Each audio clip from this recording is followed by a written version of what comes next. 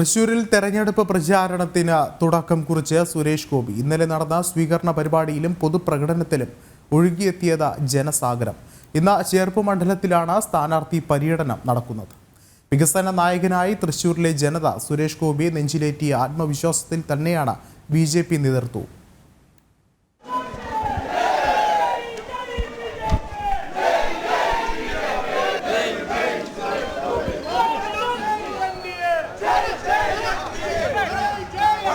സുരേഷ് ഗോപിയെ സ്വീകരിക്കാനായി ആയിരക്കണക്കിന് പ്രവർത്തകരാണ് കഴിഞ്ഞ ദിവസം തൃശൂർ റെയിൽവേ സ്റ്റേഷനിലേക്ക് ഒഴുകിയെത്തിയത്. തുടർന്ന് നടന്ന പൊതുപ്രകടനത്തിലും ജനസാഗരം അലയടിച്ചു. തൃശൂർ ജനത തന്നെ സ്വീകരിച്ചു കഴിഞ്ഞെന്നും വർഗീയത പടർത്തി മുന്നോട്ടു പോകുന്ന ഇടത് വലത് മുന്നണികൾക്കെതിരെ മോദിയുടെ ഗ്യാരണ്ടി മുൻനിർത്തി വികസന പാതയിൽ സഞ്ചരിക്കുമെന്നും സുരേഷ് ഗോപി പറഞ്ഞു.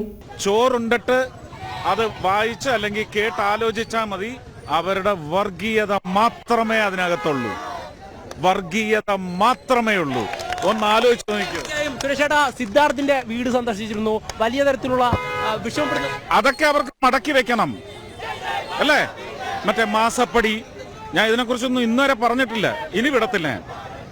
ഞാൻ മോദിയുടെ വികസനം മാത്രം, ആ മോദിയുടെ വികസനം പൂർണ്ണമായി തമിഴ്നാടും കർണാടകവും കടന്ന് കേരളത്തിലേക്ക് ഇതിന് മുമ്പ് എങ്ങുമില്ലാത്ത, ചരിത്രത്തിൽ എങ്ങുമില്ലാത്ത തരത്തിൽ വലിയ ഒരു കുത്തൊഴുക്കായി. സുരേഷ് ഗോപിയെ വരവേൽക്കാൻ എത്തിയ ഓരോ പ്രവർത്തകരും തങ്ങളുടെ ആവേശവും ആത്മവിശ്വാസവും പങ്കുവച്ചു. ഇതൊരു തുടക്കം മാത്രമാണ്.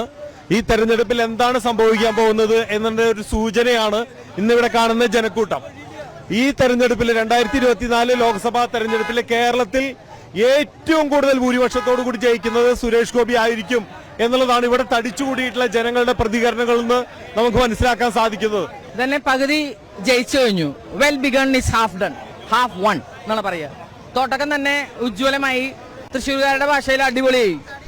അതുകൊണ്ട് ഇനിയിപ്പോ ജയത്തിന് സംശയമില്ല. ഇന്നു മുതൽ ചേർപ്പ് മണ്ഡലത്തിൽ നിന്നാണ് സമ്പർക്ക പരിപാടികൾ ആരംഭിക്കുക.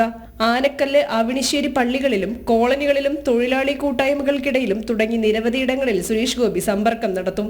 തൃശൂരിന് വികസനം എന്താണെന്ന് കാണിച്ചു കൊടുത്തുകൊണ്ടാണ് മൂന്നാം വട്ടവും അദ്ദേഹം മത്സരത്തിനിറങ്ങുന്നത്. ഇപ്രാവശ്യം സുരേഷ് ഗോപിയുടെ ജയമുറപ്പിക്കാനായുള്ള പ്രവർത്തനമാണ് BJP പ്രവർത്തകരും നടത്തുന്നത്. പ്രവർത്തകർക്ക് പുറമെ പൊതുജനങ്ങളും വികസന നായകന്റെ വിജയത്തിനായുള്ള കാത്തിരിപ്പിലാണ്. ജനം, തൃശൂർ.